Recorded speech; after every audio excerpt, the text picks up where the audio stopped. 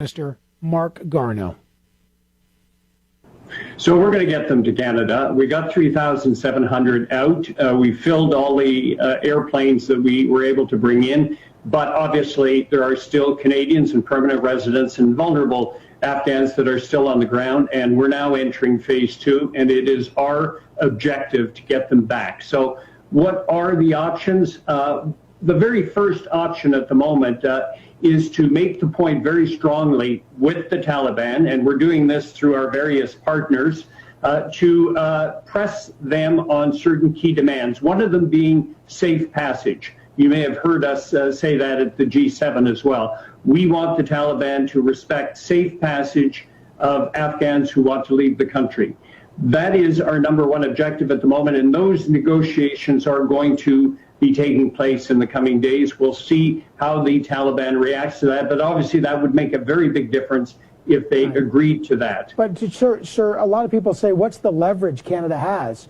Why would the Taliban have enforced this deadline of August 31st that the Americans had? The Taliban have now shut off access to the airport. The Taliban, we have heard reports that they're already door knocking and maybe in some parts of the country executing people. Why would the Taliban in any way, shape or form feel they have to listen to Canada on that? Well, because the international community has considerable leverage with Afghanistan, and it is in the interests of the Taliban to reach some kind of accommodation.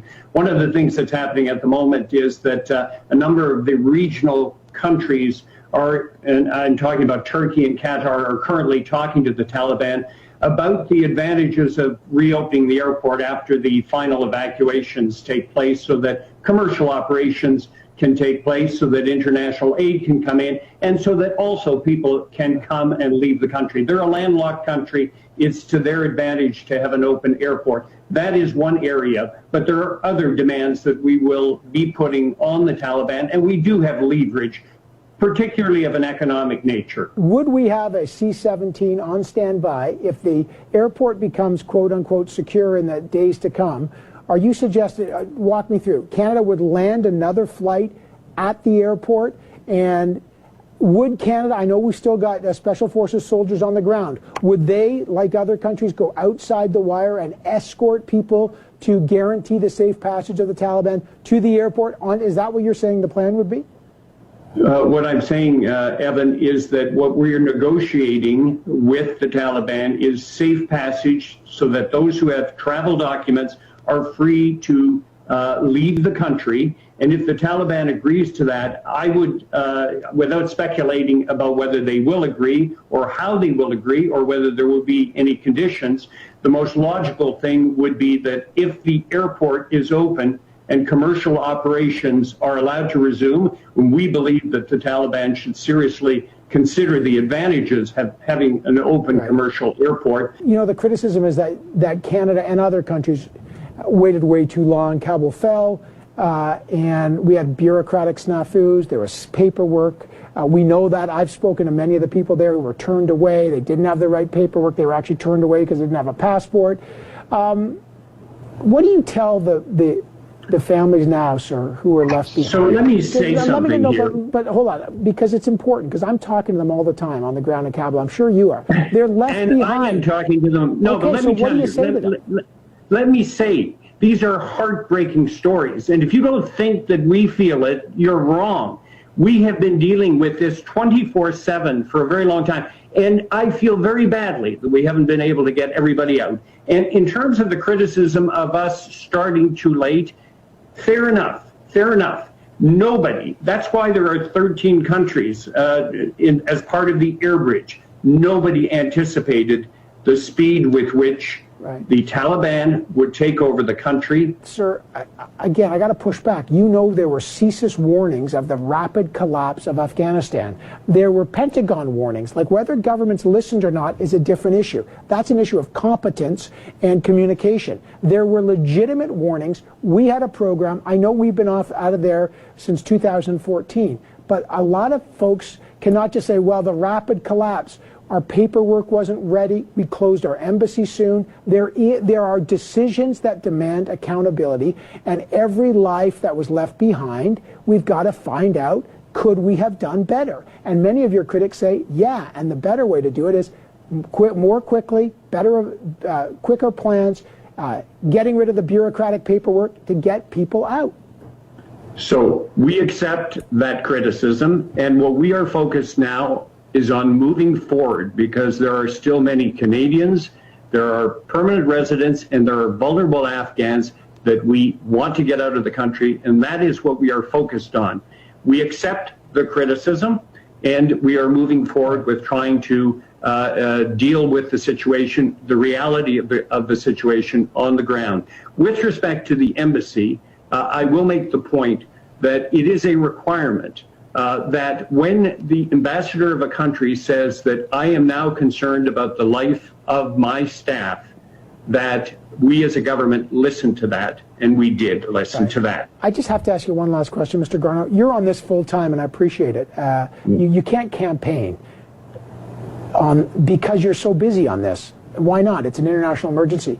Again, your critics are going to say, this is one more reason why it was not right for the Liberals to call this election. The timing was bad. You should be focused, not just you, but even Justin Trudeau, full time on this humanitarian crisis, not on campaigning. What is your answer to that? The answer is that we are full time on this. We have been on this full time since the beginning of the election. That is our number one priority. But not Mr. Trudeau.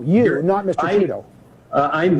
He is the leader of our party. I'm very proud as the foreign minister that I'm devoting all of my time towards this very, very critically important issue.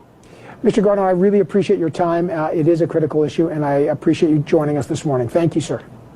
My pleasure. I am glad that he finally acknowledged that they screwed up, that he said we accept the criticism that we move too slowly. He accepted the criticism that there was a bureaucratic snafu, too much paperwork. That doesn't absolve them of responsibility, but at least they didn't say, no, we did the best. Look, Canada got 3,700 people out. France only got 2,500 people out. Canada, who has not had a soldier on the ground since 2014, and we have some there, but we've ended our mission, comparatively did well. This is a colossal failure of all these countries. This does not absolve Canada's sloppy first issue in getting people out, nor our ongoing responsibility. But at least an admission like that in the world of accountability is something. All right, we're going to get our strategists in our political war room, Zane, Tash, and Tom, to talk about what's going on in the trail and what you need to know next.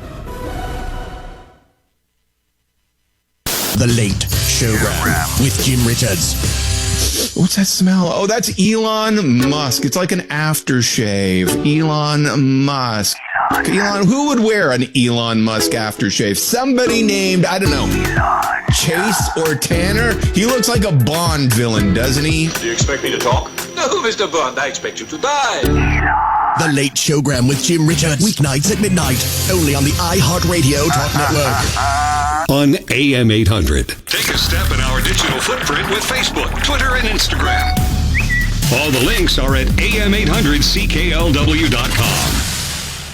Visit the archives with Christopher Ward, including classic interviews that haven't been heard since they first aired. On Famous Lost Words, Saturdays at 9 p.m. on AM 800. Information that impacts your life. News. Weather. Talk. New today, as of today. This is AM 800 CKLW, an iHeartRadio station. It's 1 o'clock.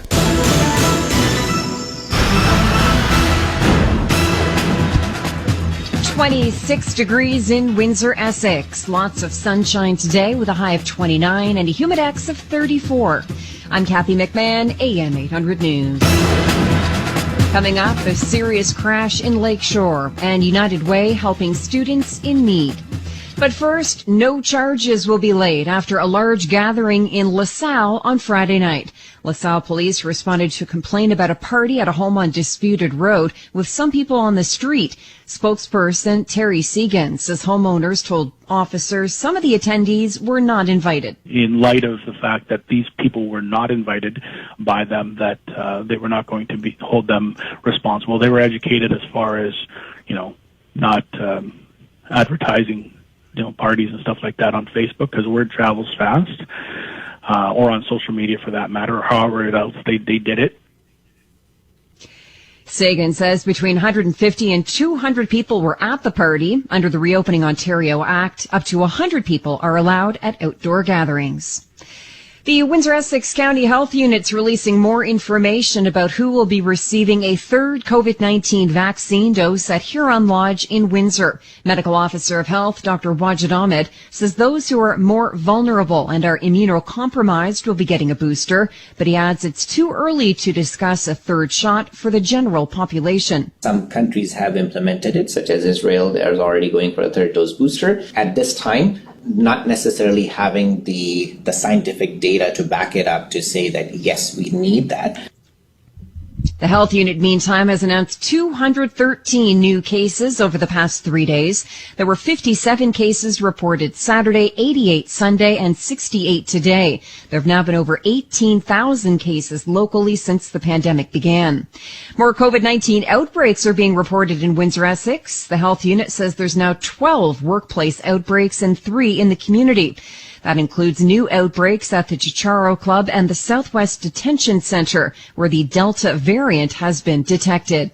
Just ahead of back to school, the Ontario government has updated its COVID-19 screening guidance. Runny nose, sore throat, and headache are no longer symptoms that would prevent kids from being in the classroom. The screening form now lists 5 symptoms most commonly associated with the virus, including fever or chills, cough, shortness of breath, loss of taste or smell, nausea, as well as vomiting or diarrhea. Ontario, meantime, is reporting 694 cases today. There's 160 people in intensive care, with 93 people on a ventilator. Lakeshore OPP are investigating a serious crash over the weekend that sent a Windsor woman to hospital. AM 800's Aaron Mahoney has that story. Police officers, along with fire and EMS personnel, were called to a report of a single vehicle collision on Renault Line Road near County Road 22 at 7:15 p.m. Firefighters extracted the 40-year-old woman inside the vehicle, who was then taken to a Windsor hospital for treatment of her life-threatening injuries. The cause of the crash remains under investigation. Anyone with information on this incident is asked to call the OPP or Crime Stoppers. Aaron Mahoney, AM 800 News.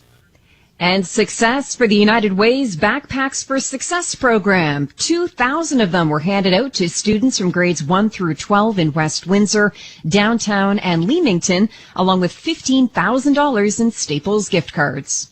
AM 800 News Time is 1:03. The forecast is next. Walmart is the #1 place to save money on groceries. That's why you can save 70 cents on a 200-gram bag of Miss Vickie's chips. Now only $2.97 at Walmart. Canada is way more than back bacon and maple syrup. We're also home of the shawarma taco. We are everything goes with whatever on anything. Smoked meat on fried rice? Heck yeah. We'll chase a hangover with a Caesar. And yes, that's with clam juice. We'll do deep fried turducken. We'll do hot pot, then top a casserole with hot dogs. Bring it. Because we are the ultimate party potluck. These are the foods we all love, and you can find them all at Real Canadian Superstore. AM 800 Weather is brought to you by Original Mattress by Winston Riley. Financing available